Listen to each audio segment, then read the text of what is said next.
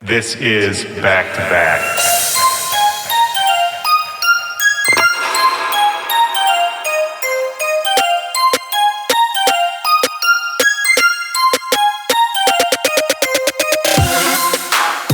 Yo, what's up, back-to-backers? This is Willy Joy. Welcome to the show. This is Back to Back. This is my podcast.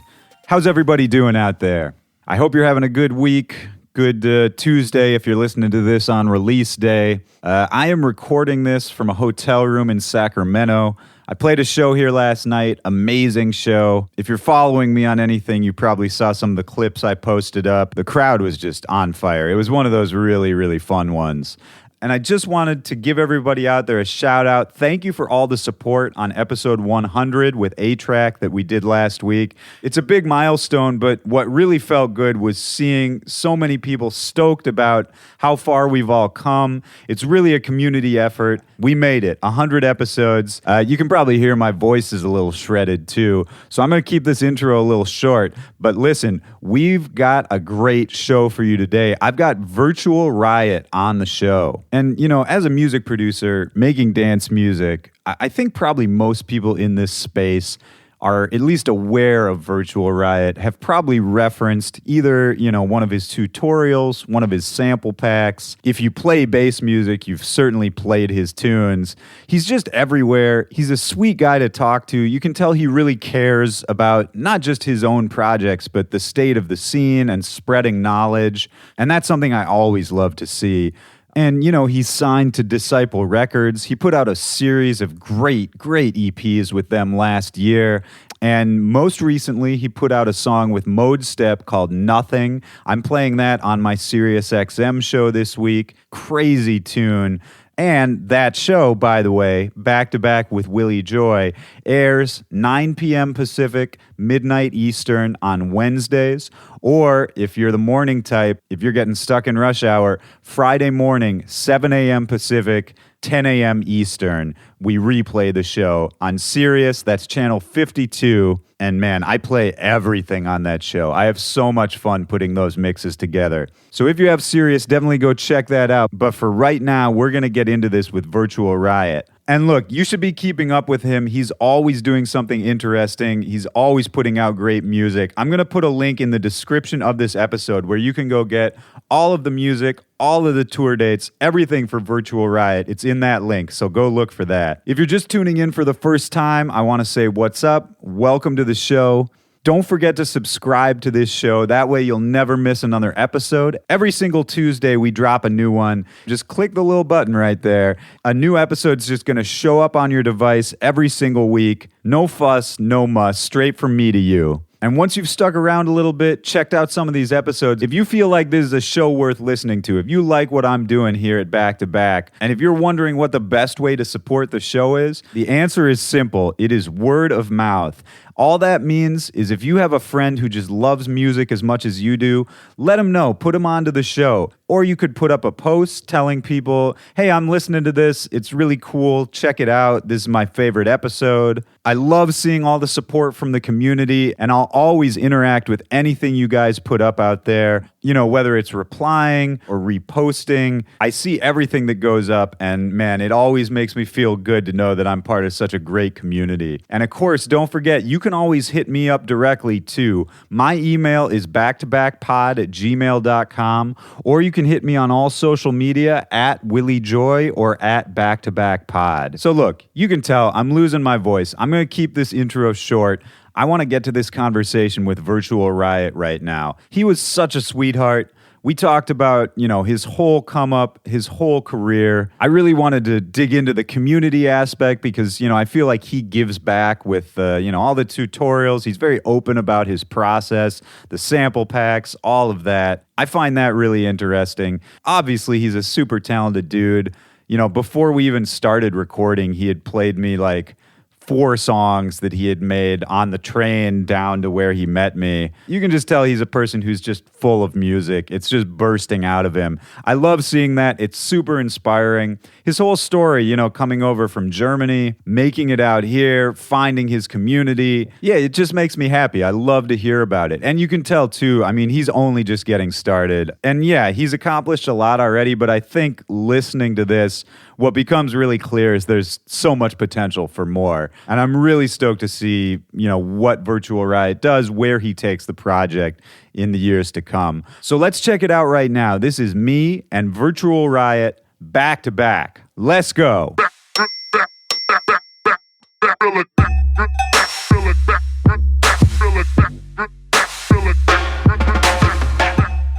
I mean, and you guys at Disciple, like, they've been on the live streaming thing for a long time. I feel like Disciple was sort of ahead of the game. I saw they just launched a podcast, too. Oh, yeah. That was fun. Did you do that one? Yeah, I did the first episode with Modestep. Oh, okay, nice. And, who was it? Modestep? And, no, just us two, yeah. I'm scared of missing someone. Well, I was just talking to Eliminate. I think he just did one. Oh, his is amazing. He's so funny. I can recommend that one. He's so funny. Is that out? Yeah, I think it's him, Pat, and Fox Stevenson, I think. Okay. Or just him and Pat. Yeah, but they're great. That's dope that they're doing it, man. Well, and, you know, maybe it's a way to talk about what you do as well. I feel like you've always been pretty forward-thinking about sort of putting what you're doing on display, letting people see your process, and kind of building that direct connection with the people who listen to what you do. Yeah, there were all the YouTube tutorials in the beginning, and then I also started live streaming rather early. Sadly, back in the day, someone from Twitch hit me up in the chat and was like, oh, do you want to do this regularly, like properly? Oh, yeah. But then back in the day, they only had this one deal that was like, oh, you have to do this every week at certain times that you can select. Like I could select them, but it would still like force me to do this at those times every week. And I immediately knew I cannot do this. Yeah, that's like, not so even good. if I try, it won't be possible. I will be doing something else. So maybe I'll be flying somewhere. I can't do that. And now I think they have a lot more different ways of like working together with them. So you have like a proper account where people can subscribe and have like bonuses and you can make money off of it. Now there's like, it's a lot more free. I mean, well, that's interesting too, because you're absolutely right that, I mean, people make whole careers off of that, right? That's great. When you started with the YouTube and all that, I mean, did you make any money? Was money even involved? I think eventually I started monetizing the videos on YouTube, and it did help me pay my rent back then, for sure. Okay, so it actually, you did make a little bit. Yeah. I didn't monetize the Idols music video because the song had so many uncleared samples that I was very scared of doing that, but I monetized Energy Drink, which had like 4 million or something, or has like 4 million by now, so that gave me like, just that one song gave me 100 euros every month. Oh, that's and great. My rent was like 350 euros, so altogether all my videos pretty much paid for my rent every month. I mean, and that's the dream, right? Yeah, that was absolutely great. Yeah. Where were you living at the time? In Germany, in Mannheim. Okay. And I was studying at the music for popular. I was studying at the Academy for Popular Music there. Okay. Yeah, and just lived in like a tiny ass room. So what is that? The Academy for Popular Music. Like, what kind of courses would you be taking there? Or like, who goes to that school? Yeah. So it's a great university. I can only recommend it, but it is rather small. So they only take new students once a year, and only about 100 to 150 every year. So is it super competitive to get in? To get in, yeah. Exactly. Once you're in, it's great, absolutely. But so the thing is with this kind of school, it reminds me a lot of what like Icon does over here. When I came here to learn about Icon, I was like, oh, this is literally like the same thing I did back home, but here it's really expensive. And in Germany, it was basically for free. But the entrance exam was mental. Really? So it was just for the producing course. Every year they take about maybe between 3 and 6 producers, not more. But the people signing up for that were like, I guess 350 people would like write in with a demo CD and like write like a little resume and or like why they want to come, and then from those they would invite about 40 to 50 for a written test with like music theory. Like there would actually be a teacher playing something on the piano, and you had to write it down. They'd play a drum beat, you had to like note it down, and then from those 40 to 50 people, maybe 12 were selected to then have like an actual interview with the professors there. Wow. Almost like a job interview. Right. They would literally sit you down and be like, what do you want to learn here? Like, where do you see yourself once you graduate? Man. What did you say at that time? I was just like, as you can hear, like because I showed them my songs, I was like, as you can hear, I'm already like really deep into all the electronic stuff, but I don't know anything about recording real instruments or a band, how to mic a drum kit, how to record vocals properly on the guitar, and this is what I hope to learn here, like the other half of the spectrum. And then that was a good reason to be there. And then from those 12 people in the interview, they took 4. Wow. And you were one of them. Yes. Yay! Wow, that's insane. And so you mentioned it was it like subsidized by the state, or why was it cheap to go there? Initially, they were private as well, but that wasn't too expensive either. I think a semester was 500 to 600 euros. So yeah, that's 1,200 a bad. year for access to like insane studios and rehearsal rooms and everything. And then it got fully state funded. And now once you're there, it's like $80 a semester just for the paperwork. Man, I guess that's amazing. Yeah. But like I get so frustrated when I hear that because there's other countries that do that too. I've talked to a lot of Canadian guests on the show, and Canada's really supported of their musicians. I bet like Scandinavia is super supportive. Yeah, for sure. I heard you get like, if you start a band and you like register it properly, the state also helps you out. Like you get monthly money from the state if you have a band or something like that. I don't want to talk shit, but that's probably, I think that exists. Yeah, no, I believe that. That sounds about right. And it's frustrating to me, man, because it's so weird that, I feel like the beating heart of youth music culture is here in America, especially for what's happening in dance music right now. Yeah, I shouldn't generalize, but for what's happening in dance music, I feel like, the kids are here. And but there's no support from the institutions here, which I guess is sort of, I don't know, that's the American thing of pull yourself up by your bootstraps and all that, but I don't know. The cool thing is, or at least from my experience, like most of the cool stuff, the really useful stuff I learned at university, I learned from my like classmates. So, and here with like Icon being so expensive, there's like a lot of demand for YouTube tutorials that are free. So I feel like it would just need something like the old like UKF dubstep forum where like everyone can just get together again and share all their stuff, and they might learn more, or rather learn that what they want to learn instead of spending a lot of money on Icon and then maybe not getting what they want out of that. But that's how I see there's probably a lot of demand for these online tutorials because of that, because it's so expensive. I think you're right. I mean, do you think that's, because I came up in the forum days too, and that's where I learned a lot and found a community and all of that. Is that just on YouTube now? Like, do you know, like, where are people sharing these ideas? Is it just the tutorials? I would say... I bet Discord groups, like yes. I feel terrible saying the younger kids because I'm 24.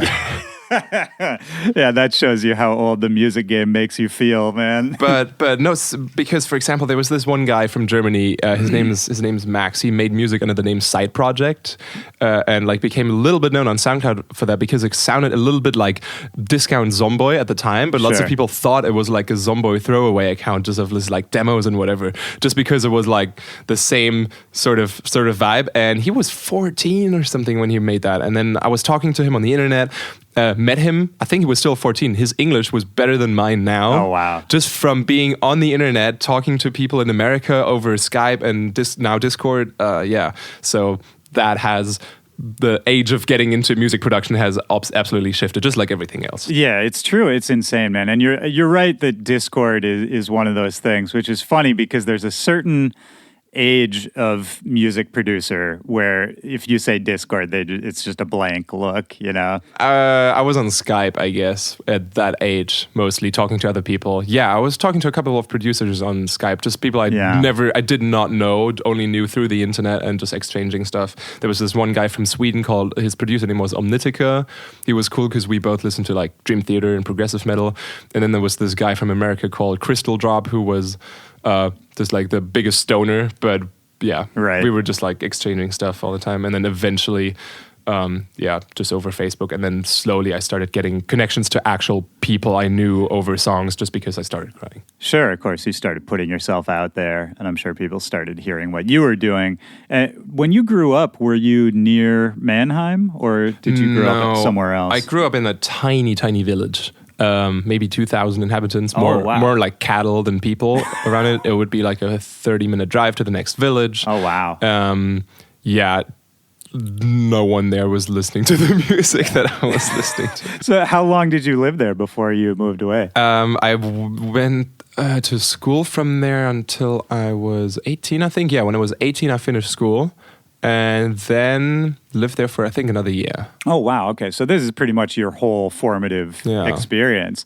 So growing up in a town that small, what was your exposure to music and to culture? Like, how would it even reach you? Mostly my parents and my brother and my sister, who are a lot older than me. My brother's like 10 years older than me. My sister's like 14 years older than me.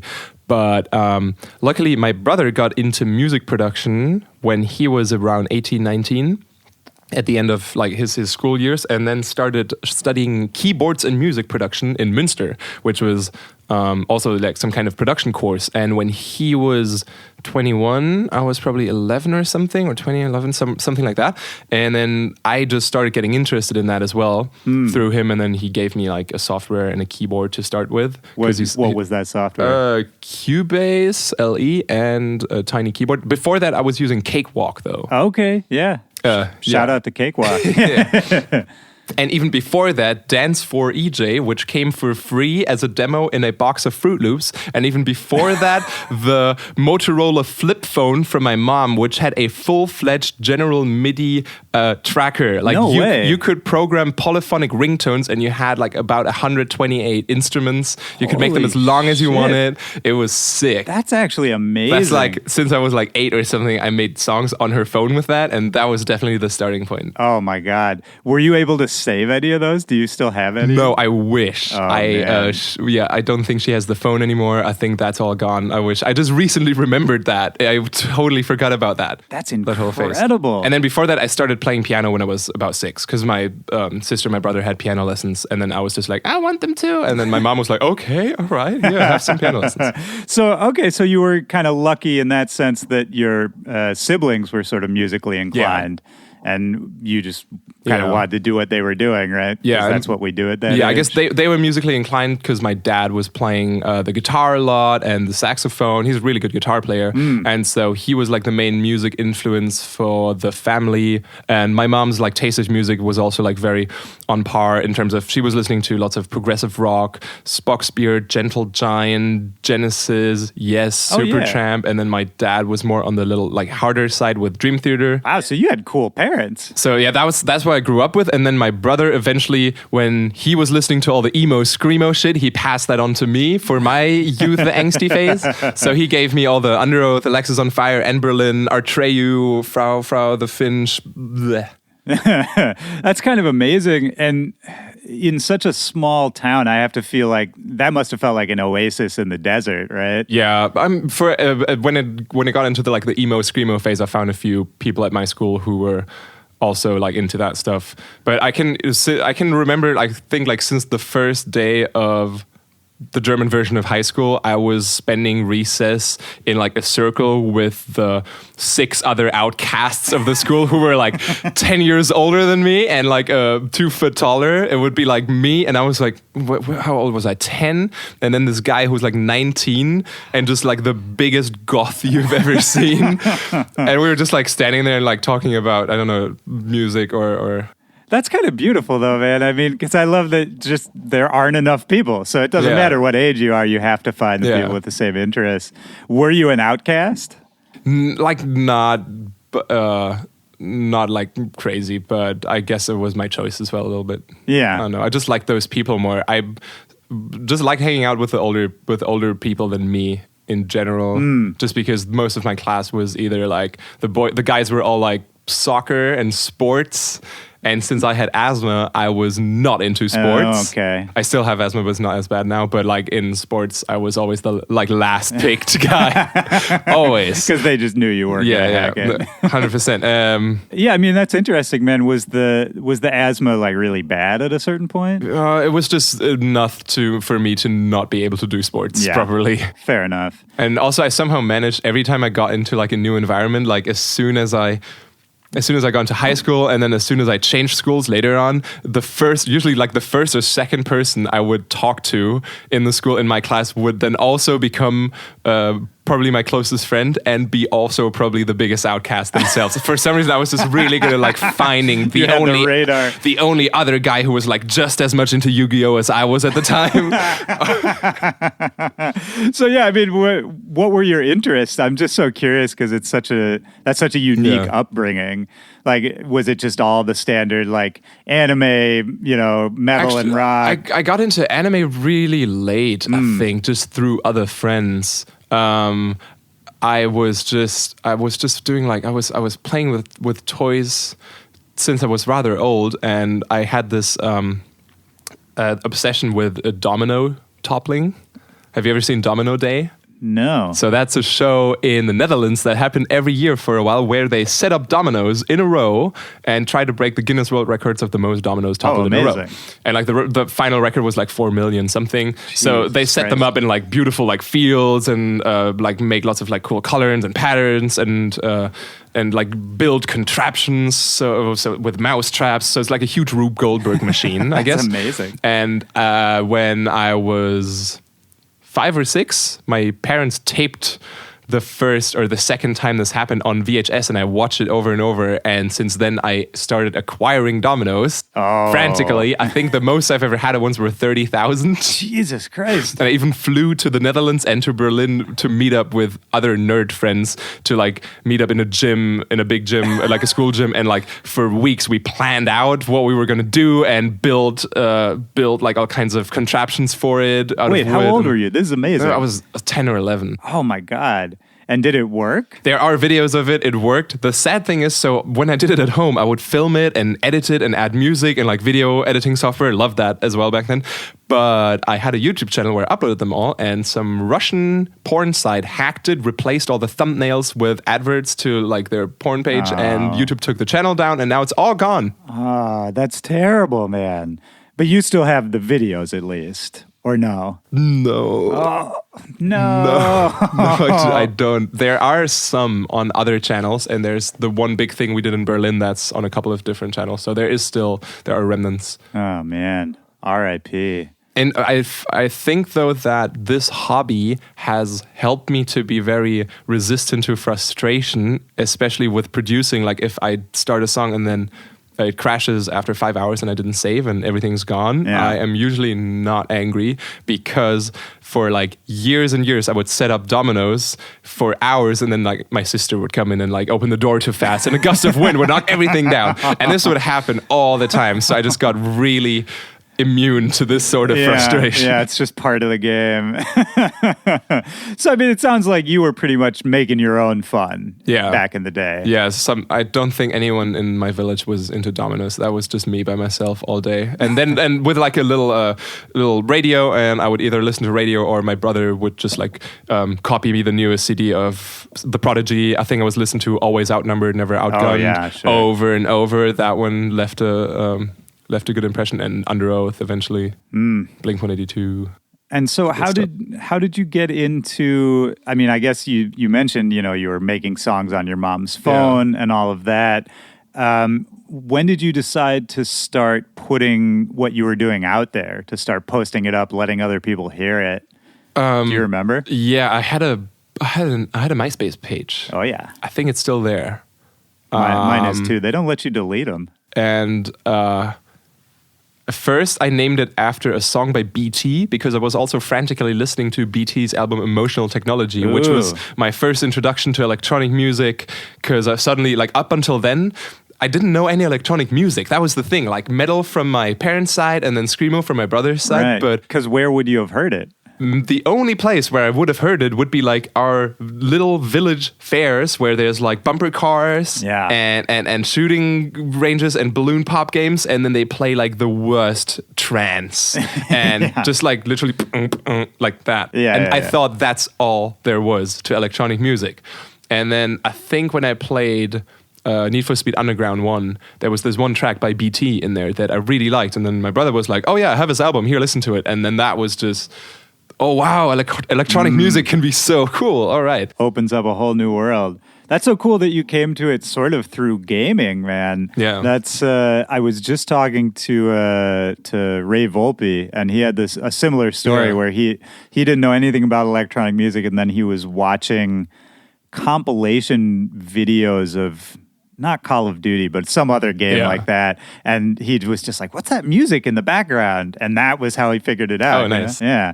It blows my mind. I love that there's this connection now between, gaming and music that way. Around the age of like 14, I was definitely listening to lots of game soundtracks, mostly Half-Life 2 and the episodes and Portal. And there's another game, a German game called Aquanox that to this day still has like some of my favorite game music because it literally sounds like The Prodigy. Really? And you could show it to someone and say, oh, this is some unreleased The Prodigy from the time when they made like Breathe and Smack My Bitch Up, and you would be like, oh yeah, that sounds legit. It was great. I have to find the guy who made it. Yeah, I was about to ask you. That's kind of amazing. Some German producer. I have no idea.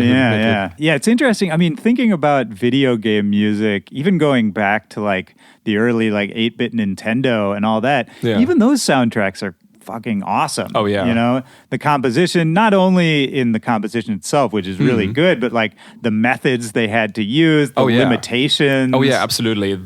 That's a prime example of limiting yourself, and then that like sparks creativity even so much more. You have to like use your tools 100%. Speaking of that, I recently saw a YouTube video that I thought was great. It was about how they programmed all the Pokemon cries for Red and Blue with animation. Like they are showing the different oscillators and which notes are placed where and in what way they're programmed. It's like very neatly visualized. And what I found really interesting is that there are only, I think, 30 or 40 Pokemon cries, even though there's 150 Pokemon. And they all still sound different because in this engine that they had on the cartridge, apparently, you could apply a pitch shift and a time stretch to a Pokemon cry. But then there was stuff like if you had like a really high-pitched Pokemon cry, if you pitched it even higher with the built-in modulators, eventually the oscillators wouldn't go any higher, so they started low again, like at the lowest octave. Interesting. So just moving this pitch shift by like a tiny bit upwards would completely manipulate the sound, and it would sound completely different. And this guy who did that video has a page on the internet where there's a flash program of this exact generator, so you can program your own Pokemon cries, load all the old ones up, edit them, look into the code. It's great, and then download them as like MP3 files. It's amazing. Man, that's insane. Do you ever do that with your own work, either like placing creative limitations on yourself, or have you ever tried the chiptune stuff like? Other than the Motorola phone, obviously. Through my girlfriend, I was introduced to like Nintendo Core, and she showed me Unicorn Kid, who I really Unicorn like. Kid's amazing. Yeah, love it. And so that's when I started. I actually stole his signature lead sound. This like maybe it's just a patch from somewhere else, but he was using it a lot. It's just the square wave that as soon as you hit a note, it's like up an octave for a millisecond and then goes down. So every time you hit a note, it sounds like a really like glossy attack, but it's beautiful since it's just like an octave up, so it fits perfectly within all the harmonies. Sounds really cool. And I started using that, and then people were like, "Oh, that's the like Virtual Riot lead," and I felt really bad for like, technically it's not, but all right, okay. But that's the way it goes, right? That had a huge influence on my music, and I still have every once in a while like some project files on my laptop that are only 8-bit, and then I will even try to make the drums out of just the oscillators and not use any samples. That's cool, man. I mean, do you find that unlocks some other creativity for you? It's definitely a nice way to write something hooky, like to find good melodies, because then the writing and the composition has to shine a lot more. If it's really fancy sounds, might not matter what you play, it will always like sound impressive or something.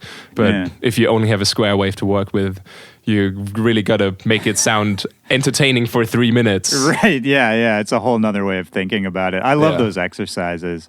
Well, and so for you, growing up and then leading up to going to the academy at Mannheim, did you know that music was what you wanted to do for your life at that point? Yeah. Was that kind of like an all-consuming thing? Yeah, no, definitely. Yeah, towards the end of my high school time, I think I started getting in touch with a manager.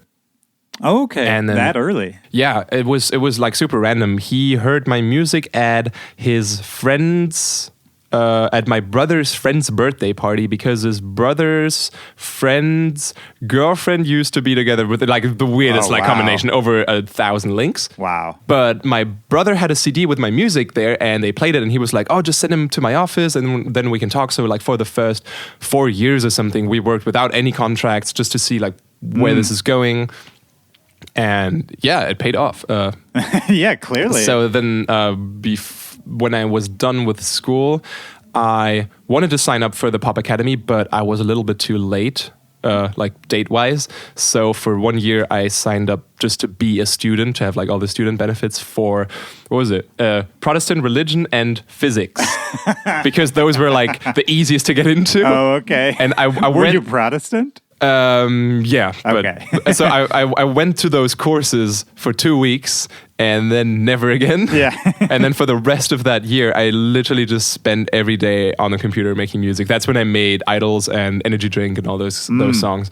And then by the time I made my first remix for someone else and like got paid like, I don't know, 1,000 euros, I was like, oh wow, okay, you could actually live from this. Like back then, all this stuff was coming around like very sparsely. Like I would maybe... when did I play my first show? Was I 18 or 17? When like I would maybe play a show a month or... What was the first show or those early shows? What were they like? It was a pretty harsh jump, because my first time was in also a small village in like the basement of the venue, and only my friends were there. Yeah. I didn't have a laptop yet, but I had a MIDI controller, so I had to bring my PC tower. Oh, yes. It looked like a network party. It was great. I brought my PC tower and my screen, and then the guy playing after me was like old school vinyl boxes. He was looking at me like, what the... Culture clash, man. Yeah, it looked like I was playing Counter-Strike up there. But so that was just for fun, and then the owner was like, yeah, here's $50. Right. Sounds about right. Yeah, and then the next show after that was at the Bootshaus in Cologne. Oh, because that's a big step up. Yeah, instead of Dr. P. Huh. Because he didn't make it, so instead they had me, Figure, and Eptic. Okay. Well, that's a good lineup. And it was sold out. It was 1,500 people. And so he called me like, hey, are you in town? Dr. P didn't make it. Do you want to play? Do you have your controller with you, your laptop? And I only had my laptop. So he was like, oh, don't worry. We can connect the CDJs so you can use them as your controllers. Just come early. We'll set it up. I came early. We set it up. It worked. Wow. For 5 minutes into my set. And then I don't know what happened. I fucked it up. And for 55 minutes, I had to play in Tractor with my trackpad. Ooh. So that was rough, but I was so like, I had so much adrenaline. I did not care. I don't even remember this set anymore. I think the people in the front row were like, what the hell is this kid doing on his laptop there? And no, everyone else didn't care, just because it was like sick sound, great light, full of people. So no one really cared what the hell was going on there. But yeah, that was the second show. Wow. So that was a big jump. And then I played at the Bootshaus every once in a while. So how did the owner even know to call you? I think my manager knew him or someone there, and then I came over one day where there was no show, just to say hi and play the owner some tracks, and then they were like, "Oh yeah, cool." You're like you might come over at some time. Like we will hit you up if you want to like open for someone or something. Yeah. They kept you on the mental list after that. And then it was immediately like, hey, instead of Dr. P, and I was like, whoa, fuck yeah. Oh man, and that's a crazy leap from the first to the second show. Were the shows after that? Was it like back down again?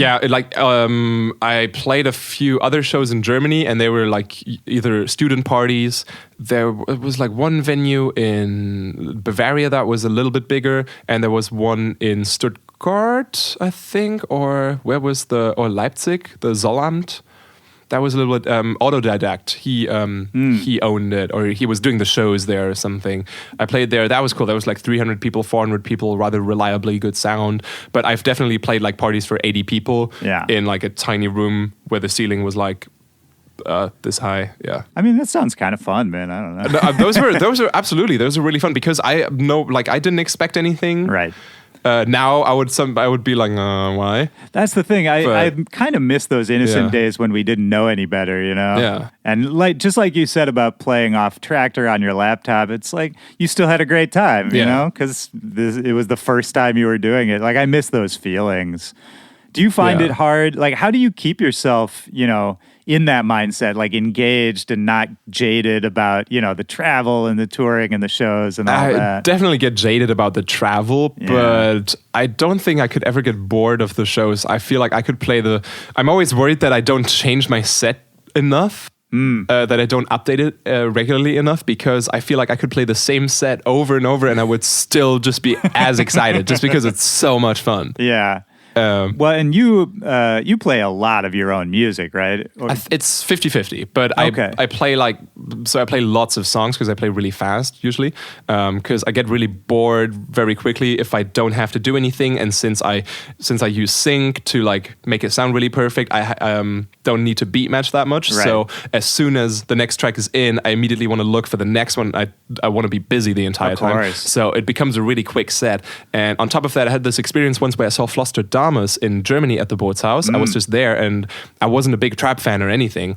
So, but for some reason, I was enjoying his set just so much because every 16 bars a new track came in, but so well mixed that even though this wasn't my music, I stayed because I was like, oh, let's see what comes next. Like, this is so entertaining, even though this isn't like my kind of music. Yeah. So, man. Well, so then I wanted to play like that as well. So that's so cool. Really I love hearing that story because so Floss is an old friend of mine. We came up in Chicago together back in the day, and like when we were starting off DJing, we were mostly just playing party jams and like, hip hop records into a rock record, into a dance record. And that's what it was all about, was just super fast mixing, keeping the crowd on their toes. And it's one of those things, like I really like hearing that influenced you when you saw him, because I think that's something that the modern dance scene is maybe missing a bit. Not with the fast mixing. There's plenty of people who mix quickly, but it's, that sort of more open mentality of just like, what's the craziest thing I can play next? What's the most unexpected? I wish people would do that a little more. I feel like a lot of the sets now are very safe. Yeah, I know what you mean. That reminds me, I need to make more crazy edits. At least I have lots of new stuff to play tonight, for example, so that's always fun. Yeah. Well, you told me you just made a song on the train, man. I wonder how that's going to sound like on the speakers in the club. I don't know. I bet it'll sound pretty good. I mean, I feel like at this point, you've got to be confident in your abilities to like make something that'll sound good enough to play. Yeah, but it's just, especially if you're on a tour with many shows in a row, like 4 or 5 days in a row, it's really fun to like start something and then you can try it out one night and then you'll hear what it sounds like and then you can immediately change it, try it out again the next night and see if it like works better or worse. I love this dynamic that you can have there with producing. Yeah, it evolves so fast because you immediately get the feedback from the crowd. You know instantly if it works or it doesn't work. Yeah, I love that too, man. That's like comedians. I'm a big fan of stand-up comedy, and they'll say the same thing, that, they do 5 shows in a weekend. you try a joke one time, you say, well, what if I said this in a different way? What if I change this word? Try it at the late show tonight, That's cool, like little adjustments, fine-tuning Absolutely. with instant feedback. That's great. Yeah. And in front of doing it live, there's something special about doing it because then the crowd is actually part of it. They're affecting the choices you make. Do you enjoy, I think of you as, a serious studio guy. Like you're, in terms of technical quality, production quality, like you know what you're talking about. But is there one part of it for you between, being in the studio composing versus being on the road playing shows? Like, do you like any part of it more than any other?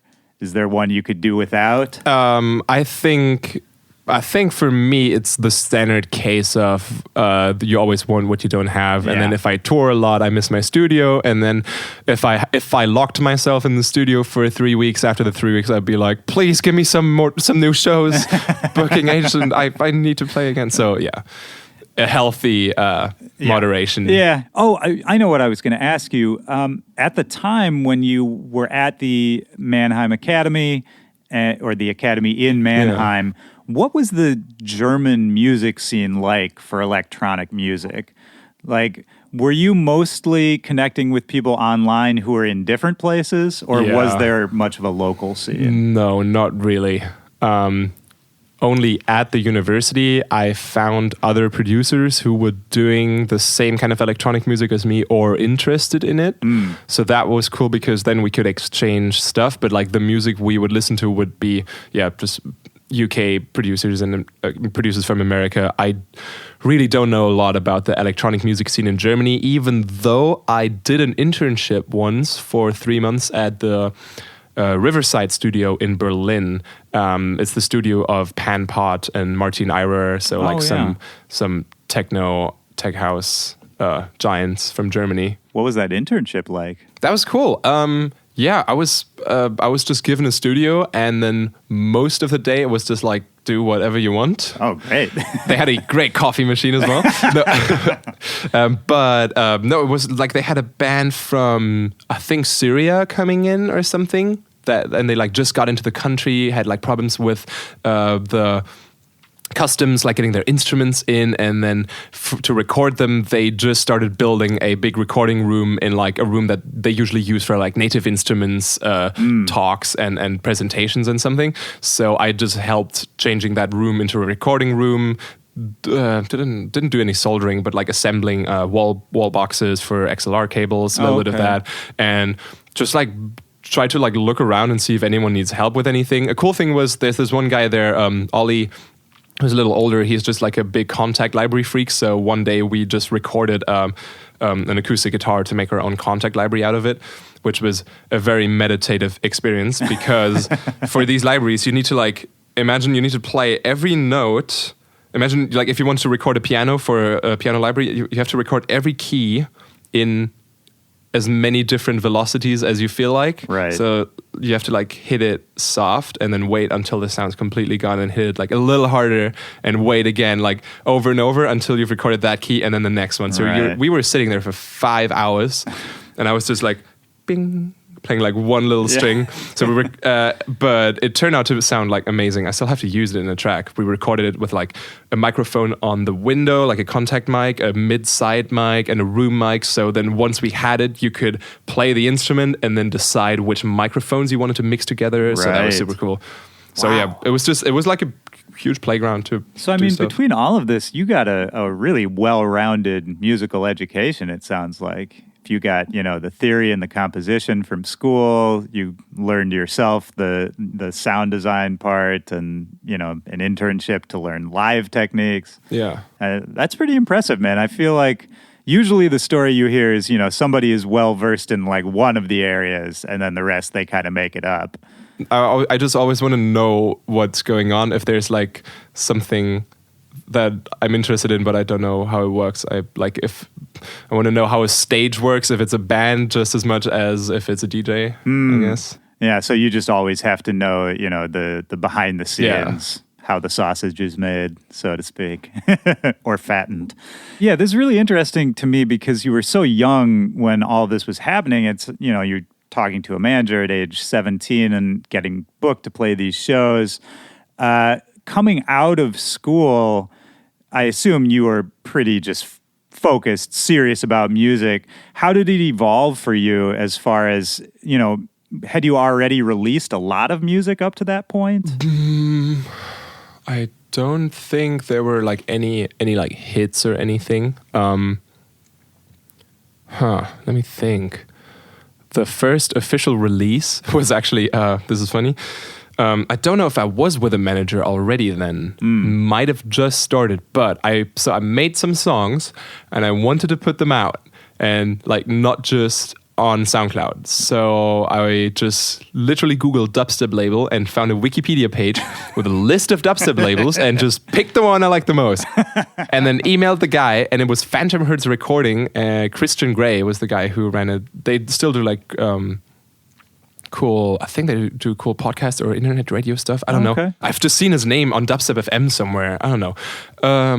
But yeah, then I just hit him up and was like, 3 songs. And he was like, yeah, cool, we'll sign them. And then it was just one sheet of paper, like a standard contract. And the songs didn't like go anywhere. They weren't great back then, but I just felt like, hey, my first contract. So it was just really cool to like do this all by myself once. And then, well, and just to have the first person you reach out to say yes, that's got to be a boost of confidence. And then from there, it just went like to the next label, and then I would like ask Christian like, "Hey, is it okay if I release something there?" And he'd be like, "Yeah, sure, of course." And then eventually, who was it? I released on Audiophile, and then after that, before that, Joshua Hernandez from Section Z Records, where Savant used to release all his stuff, called me.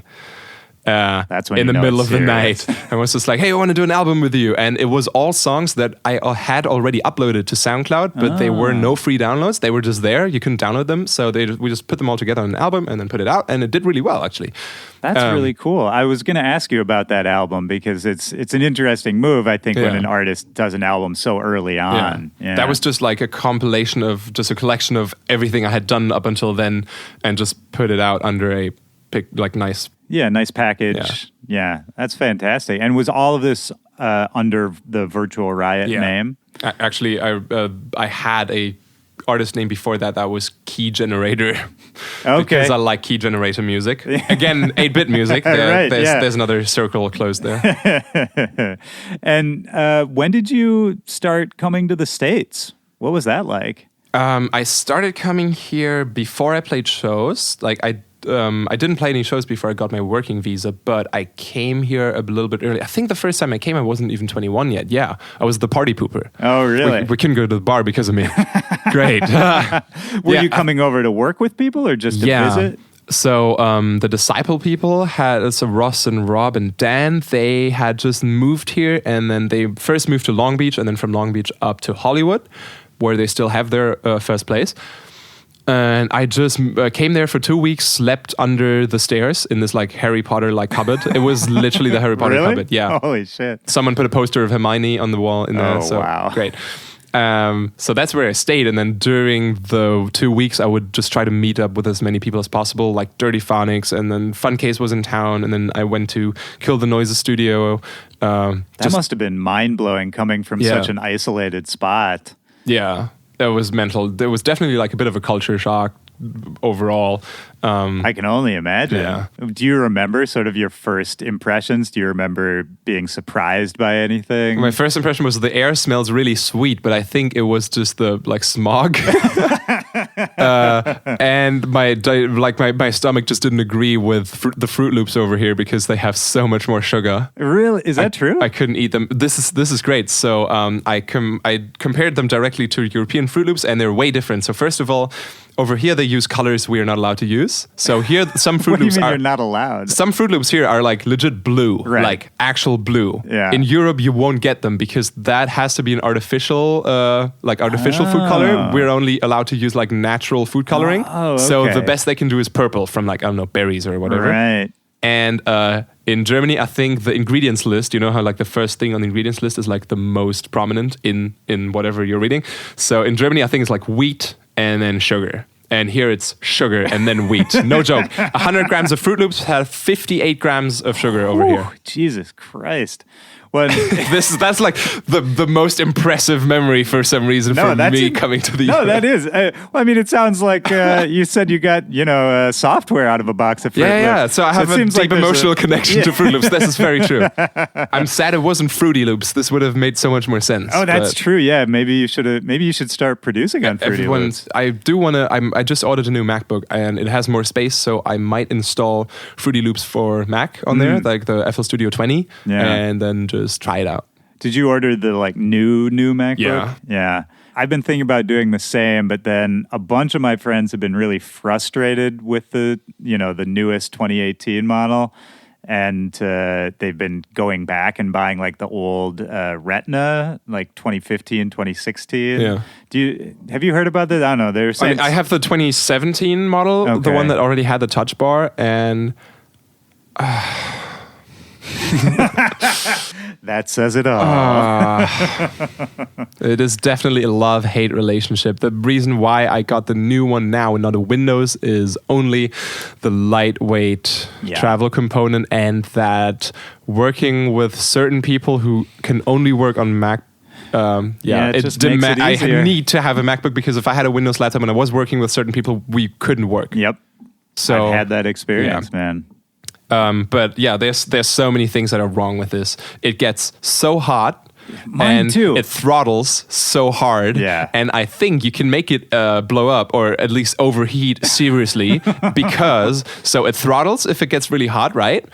But so it gets really hot, and then you can hear the fan running really hot. And if you hit the Siri button, it turns the fan off, so Siri can hear you. So if you're running something crazy like a render in the back, but then hit Siri and just like keep it on, so the fan is forced to stay off. I think that's how you can deliberately break it. Ooh, that's like, good to easily. know. I don't want to try it, but I think that works. That's already like a design flaw that I don't like. And then with the newer ones, I think the i9 in there, if you wanted to use that processor to its full potential, you would need what does like a good processor need? 110 watts or something? Yeah. Full, I was reading about this. Full power, and this even with the power supply connected, you can't get that. Right. So technically, it's you're not useless. Not able to use it to its full potential. And I guess even if you would, it would get so hot so quickly that it would throttle. So here, this is the whole. Yeah, that sums it up. Yeah, you're not alone, my friend. I've Sorry. been having this conversation with a bunch of people lately. This rant was way too long. No, it was good. This is what podcasts are meant for.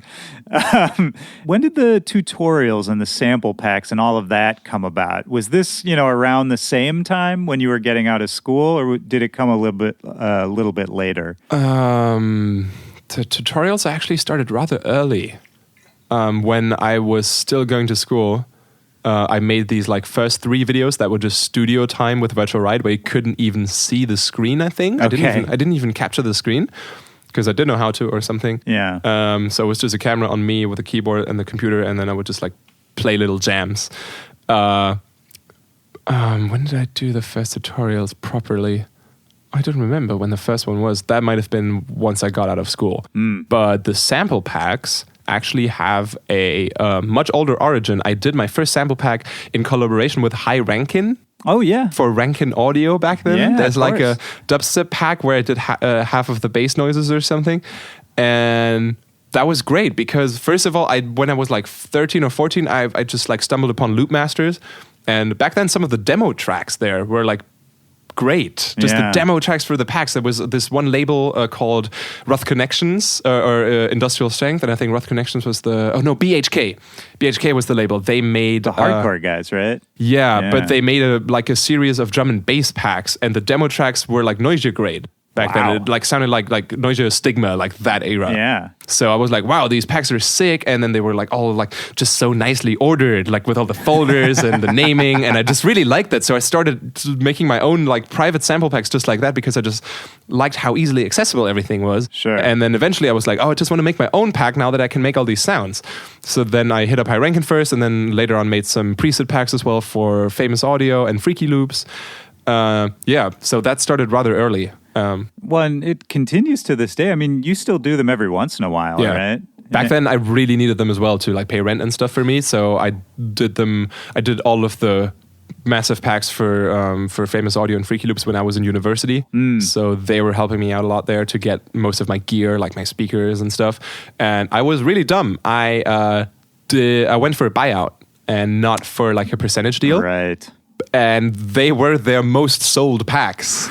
Back then, at least. I don't know how it is now, but of course, yeah. man. And that's such a classic. I think any musician who's been in the game long enough has made a decision like that, you know? But it was just I just needed the money right then. Yep. And so it was, yeah. That's how they get you, man. But I think the good news is that clearly you're able to generate sort of infinite ideas like that. And I mean, those packs. Yeah. Are you aware of how influential some of your more recent sound packs have been to the dance community? I mean, it's like, people talk about a virtual Riot sound pack as like a separate thing from other samples. That's cool. That's really cool too. No, I barely hear any like proper feedback to them except for like the comments on the demo track, because everyone I'm like with and work with obviously barely uses them, maybe like an Impact or Riser or something. Yeah. But just in terms of influence, I don't know, man. I mean, I just hear, even just like Twitter trolls or whatever, like if somebody wants to call out something that they think is unoriginal, they'll just, to me, that's like the first thing would be like, oh yeah, it's a virtual Riot pack. Nice. Oh, okay. That's good to hear that it has like this. I mean, at least in my world, level. man, I don't know. I mean, I talk to a lot of other DJs too who definitely. Yeah. I think everybody notices when you drop those packs. I've definitely been like getting some like mild backlash from a few producers being like, "Oh, I don't know if that's such a good idea. You're like giving away all the secrets, and now like everyone can." Like it's hard to differentiate between like someone who really worked hard on their sounds or if they just use your own sounds.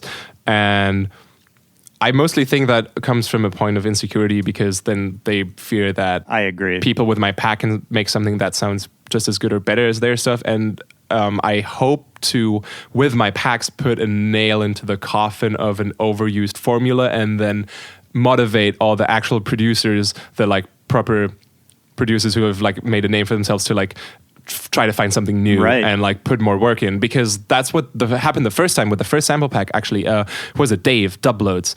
He wasn't like angry at me, but I think he just didn't like this for the same reason. You were putting it out there, yeah. So he was distancing himself from that sound, and for his new EP right after that, like just had like so much more motivation to make something unique. And then he made his best EP, which was the Cuck Life EP. Like when it came out, it was like his sickest thing, coming from the motivation, like the sample pack being the catalyst for him trying to find a new sound. Right. And that's incredible, man. That's another way that you have evolved the culture, And I think that's in such a more profound way, because we're all familiar with, somebody puts out a forward-thinking song and it's like, oh, holy shit. And then everybody sort of jumps on this idea, and then there's a bunch of copycats.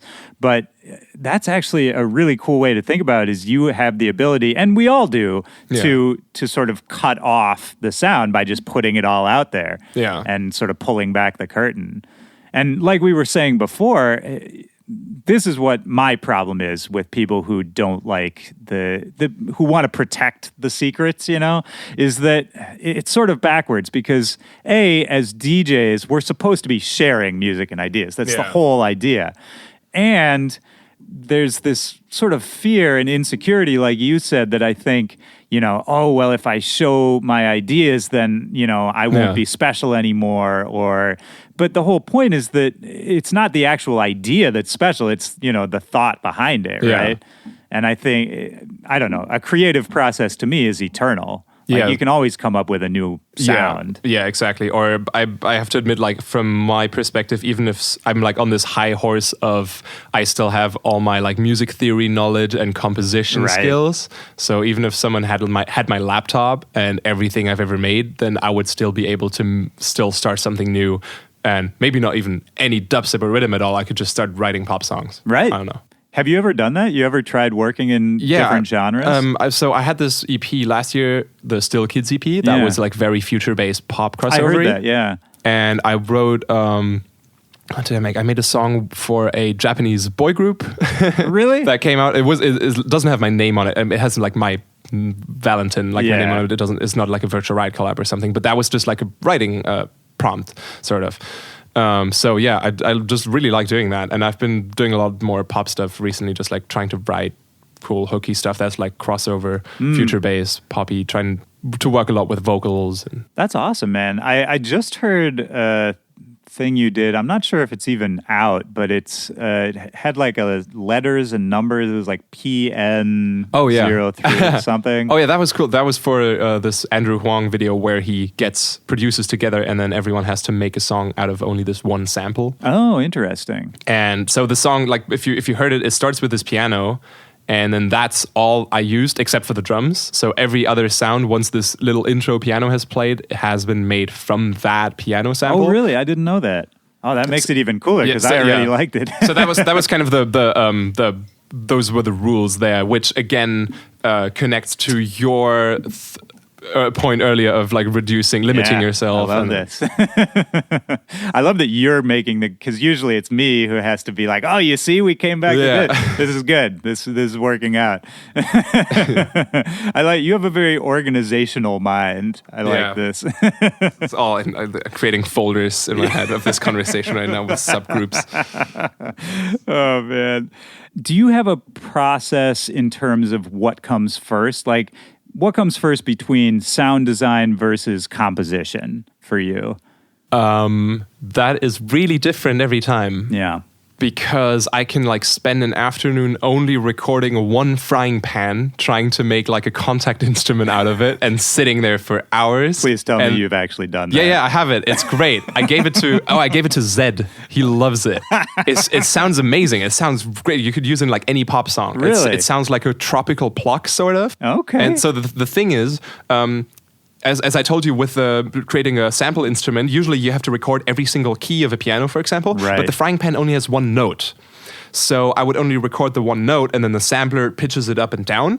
Luckily, Kontakt has like certain pitching algorithms that keep the length intact and also preserve the transient. So it sounds really good. It's really intense on your CPU, but it sounds amazing. But then I was like, okay, wow, but what's the only other thing I could add to this now? Because I can't record multiple notes to make it sound more natural. So I recorded it at 10 different velocities, like in 10 different strengths.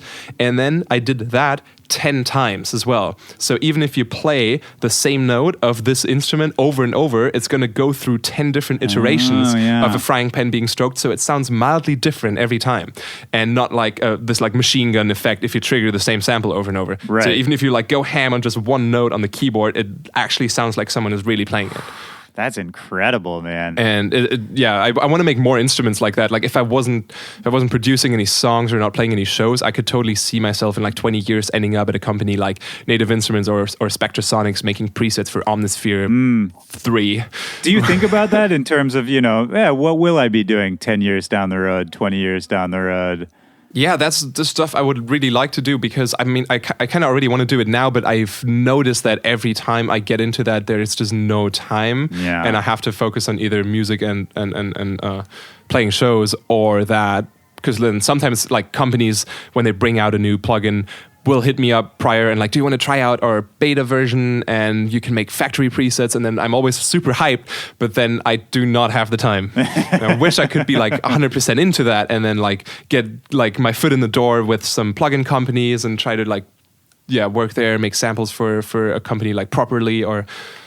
that's all stuff for in 10 or 20 years. Yeah. I hope so. I hope that there's still going to be demand for that then. I mean, I think you'll land on your feet either way, man. It seems like you just really like making noise, like it seems like you just really like creating something that didn't exist before, and I think those kinds of inclinations are maybe the most valuable for anyone trying to do this kind of work. Yay. I mean, I was looking at your discography before I came over here to talk to you, and I'm familiar with a lot of your music, but I really had not realized just how much music you've released in your career. You've put out a lot of stuff. Yeah, It seems like you're just constantly making stuff. especially when I started, I was just uploading stuff. Like once it was done, once like I had a song that I would just upload it to SoundCloud and then do the next one when I wasn't working with the label Yeah. properly. Like before I was working with Disciple. Now it's like a lot more organized, and Sure. before something comes out, like how are we going to put it out? Does it need an artwork? Do we want to do a campaign or Do something? you worry about, not worry, but Yeah. do you think a lot about your brand, quote unquote, and, the presentation of things? No, but my managers make me worry about that, which is Yeah. a good thing, I think, because I sometimes I guess don't care enough. Yeah. When I should, if I want to be in like the festival headliner DJ market, then yeah, you Yeah. got to think about like, do I need to rebrand my logo? Like, what are going to be the colors for this next EP? Right, Like, what's yeah. the general vibe? Do all my Instagram pictures look like proper expensive and nice and neat? And I hate thinking about those kinds of things, to be honest with you. I really hate it. I Yeah. agree with you that, if, which is why I like people like Eliminate, who just has like this very ironic approach, and I think that's very like he is unique, but just this approach is like very common in this bass music scene Yeah. and in the producer scene. I really like that. Yeah, no, you're right. There's sort of a self-deprecating Yeah. part of it, which I had Eliminate on this show, and I was asking him about his social media stuff because I love it too. Yeah. And yeah, he, basically he was like, yeah, I mean, it's just like what I would do anyway. Yeah, which is great. So that means it's authentic and, You're right. and real. The only thing he said to me that it was, I guess, the only potential drawback was that, he'll meet people in real life and they kind of just expect him to be like a walking meme. Yeah. And he was like, well, no, I'm a person. Like, I might be tired. Yeah, exactly. I might yeah. have had a bad day. No, It's- I can relate. Yeah. Well, and for you too. I mean, I think you've done a really good job of building a direct connection with people who like what you do, be it, the tutorials early on or the live streams, or you just seem very open about, what you like, your process, all of that. Was that an intentional thing at any point? Like, did you sort of realize, hey, this is, maybe a really good way to build my fan base? Or was it more just kind of, it seems like you just really like sharing with people. Yeah. And with the videos and the tutorials, it came just really natural because I already had like this YouTube channel with the domino stuff from back Right. then. So I was already making videos and uploading them, getting comments. And then on that channel, I started uploading my first stuff under a key generator as well. And then getting like feedback there for my music was amazing for me because then, oh, wow, people actually listen to this shit I make. And the stuff was terrible back then. But yeah, and then that just naturally evolved to then making my Virtual Riot channel, uploading my songs there, and then just the videos of me making music just because I thought, oh, what I'm doing here is really cool. I want to show people how cool I am. Of course. Yeah. Because that's all you want to do when... we're all musicians here. This is what we do. This was actually in some book from a guy from Germany recently, where he makes the point that literally, like every time you try to analyze a piece of art, it's always like, oh, what was the intention of the artist? And literally, anything any artist ever wanted to say with their work is, look what I can do. Yep. Look at how cool I am. Look at how cool this idea I had is. Yeah, but I No, guess it's true. It's a good driving force. Oh, absolutely. So- I mean, you can never fully separate ego from art, man. Yeah. I don't think that exists.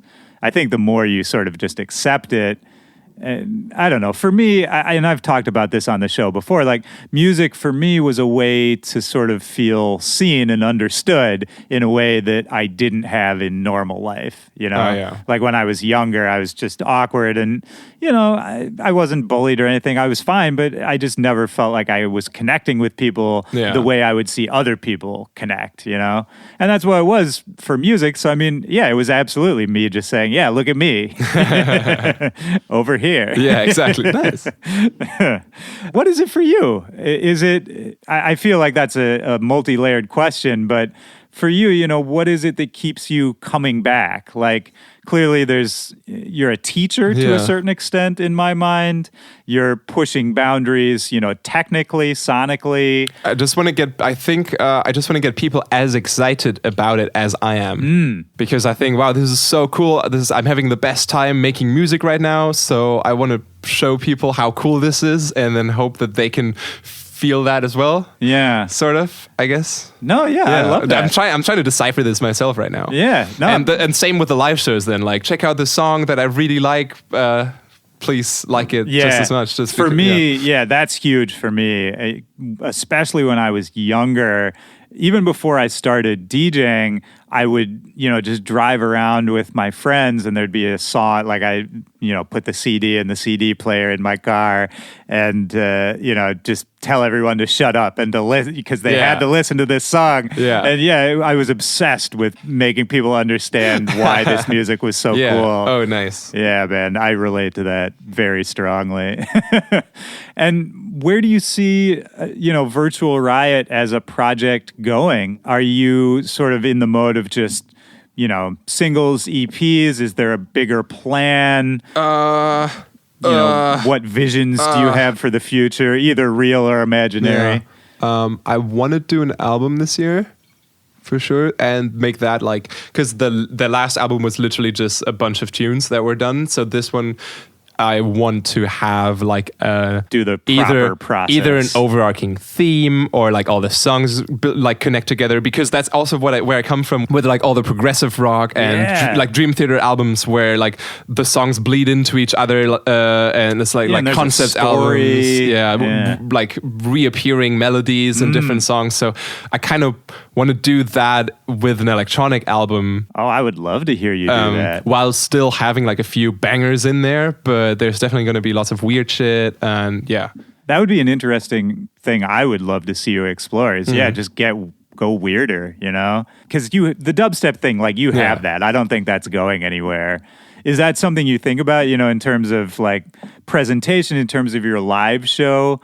Do you ever want to, play maybe some more esoteric stuff that wouldn't go over in terms of a headbanger crowd? Have an idea for that. The thing is, though, with Virtual Riot as a live show, I would probably need to advertise it under a different name, or it has to be something how Virtual Riot presents, or just how Pendulum has DJ set and live set, and then make a distinction between this and that, and maybe I would like to do something under a different name, and then it would be maybe a lot more melodic and maybe very rare that I would play live under that name. But if I would bring my keyboard and it would be a live show, a lot more Haywire or Virtual Self, where it's a lot more prepared, but I'm actually doing something live and it actually matters. Because I don't like it if it's if there's a drum pad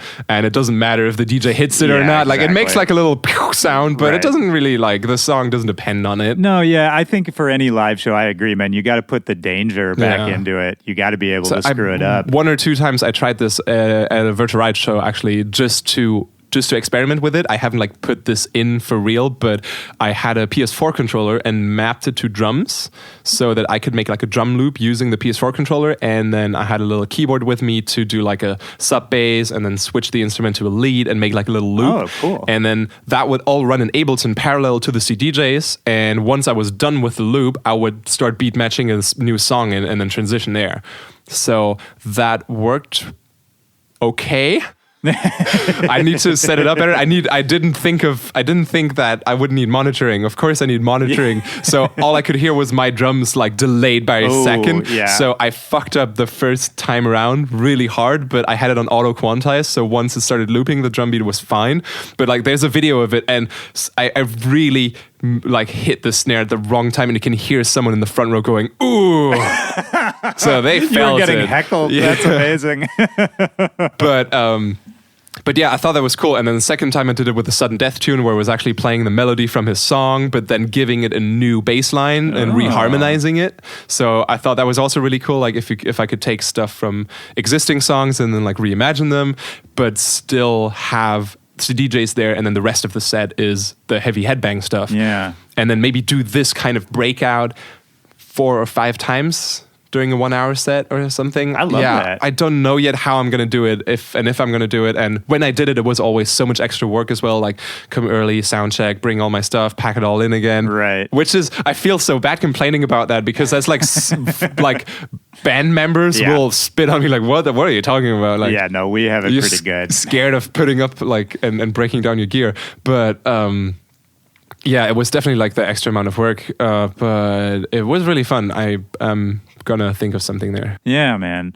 What is it about dubstep and drum and bass and those types of genres that attract all the, you know, the top sound designers, the top like engineers, the technical people? Have you ever thought about that? Like, it just occurred to me. I don't know why they all gravitate towards this sound. Yeah, it's just, I don't know. It's because there's so much engineering in it. Yeah, I guess. So, yeah. I mean, drum and bass, I guess, is super just complicated to make. Yeah, people with just like a very engineering mind who just like, I don't know, coding or something. Like people who would like that would maybe then also like just like really intense sound design.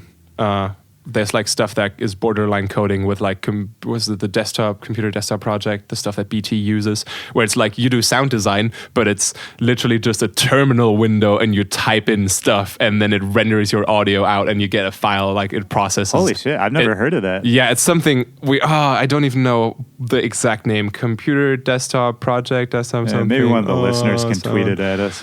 Yeah, I think it's free as well, but it's some software that does some processing to a sample that you put in that can be done in a DAW, and you have to like type in the parameters yourself, and then it renders it out, and then some weird shit. I saw this in some BT podcast, I think, but I guess it's just like this whole technological component.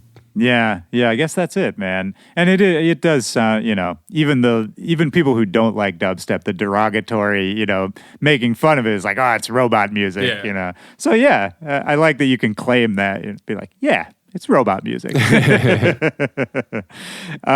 has been awesome, man. Is there anything we haven't covered that you want to get out there? Anything people should be looking out for? Anything like that?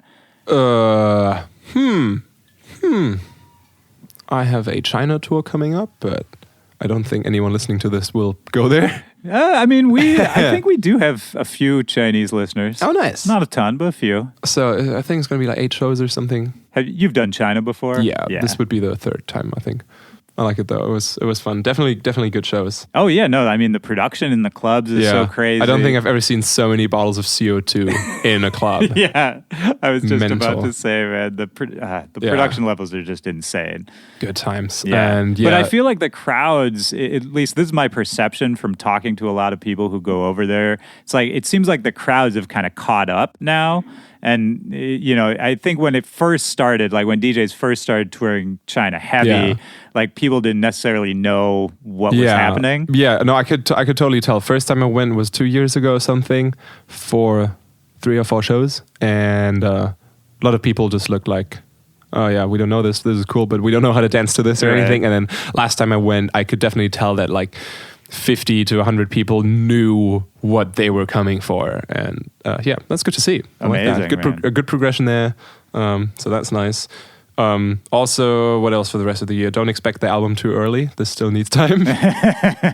Might be another EP before that, but yeah, we'll see. Nice, man. All on Disciple. Yeah. And I just did a collab with Nightmare. That one's also eventually going to come out. The collab with Modestep just came out, I think, or is going to in a few days. It will be out by the time this comes out. It's a great tune, by the way. I got that on promo. Really good. Thank you. What else? Only stuff I'm not allowed to talk about. Hey, fair enough. This has been really fun, man. I'm going to end just by asking the same question I ask at the end of each episode. Nice. Simple thing. You don't have to think about it too hard. Kind of the first thing that pops into your head. Just a time in your life, and this could be recently or it could be from when you were a kid, when in a moment music really deeply affected you.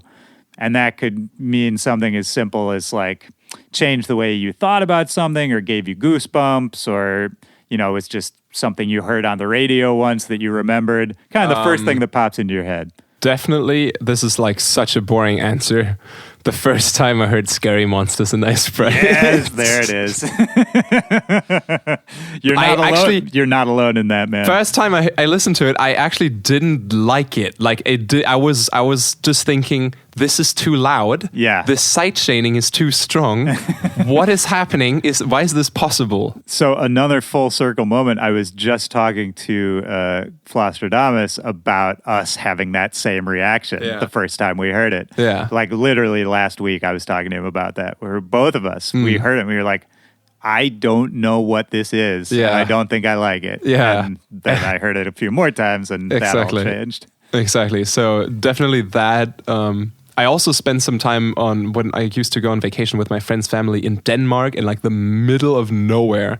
And I would listen to Drone Zone, like the internet radio. Okay. That was cool too. I fell in love with like John Hopkins and that kind of stuff then as well. I love drone music. I actually have 4 8-track EPs of ambient music that I made under a different name that aren't even all available online. I made them under the name Your Personal Tranquilizer. I used to make them in Reactor with like just one plugin in Reactor called Metaphysical Function. You can load in a sample and then mess with it. And then there's like 16 oscillators that are all just sine waves. You can build a drone. And then there's like a resonator, distortion, a really huge reverb. And then all the songs are just live recordings of me like hitting record and then just like dragging all the sliders around for 5 minutes maybe. So it's just like automation happening and then it's over. But yeah, I was really high when I made those. But I've showed them to some friends and they were asking me later for them again, like, hey, I fell asleep to this like really well. Can you send me more? I should put them up somewhere. You should, man. Absolutely. I feel like people, even like your hardcore dubstep fans, everybody needs to chill out. You know? It's very meditative. It also almost all of the songs feature like a really strong sub. So if you have a good system, you are floating in sub the entire time. That's kind of the idea of it. Yeah. But there's not many people who know this. Well, you've mentioned, your process being meditative a few times in this conversation. Yeah. Do you think that's actually kind of what it is for you? Like, does it help your mental state to kind of go through these sort of complex processes? I guess meditative for me is just once I can focus on something, because I've never like had a medical evaluation, but like this ADHD kind of mind where you're constantly looking for new impulses in your environment to jumpstart your neurons. Like that's what that illness is, which is why they can't focus on one thing. I mildly feel like that. Yeah. So every time I start to focus on something, it feels very meditative. That's really cool, actually, because that seems like music has been a way to sort of help you deal with that issue, right? Okay, now the final arc. Okay, this here we go. This is the same with the dominos. Setting them up for hours and doing nothing else. I love it. This is how we should end it. No, yeah, we're done. Thank you, man. Sick. Thank you for having me. Absolutely. All right, peace. Bye-bye.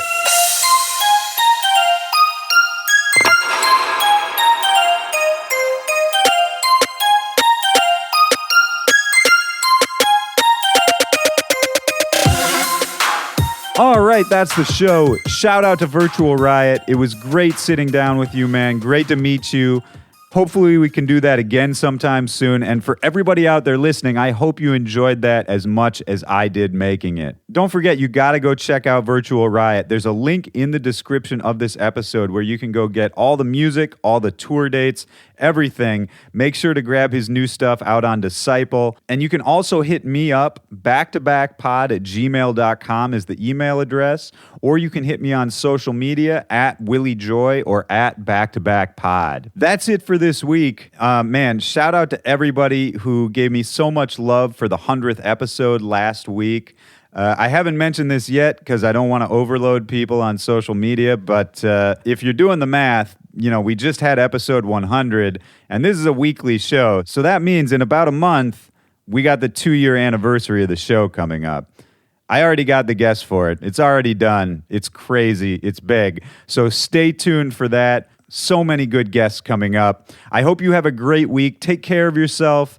Go have some fun. Relax. Be with the people you love. And that's it. I'll talk to you next week. For Back to Back, this is Willy Joy. Peace.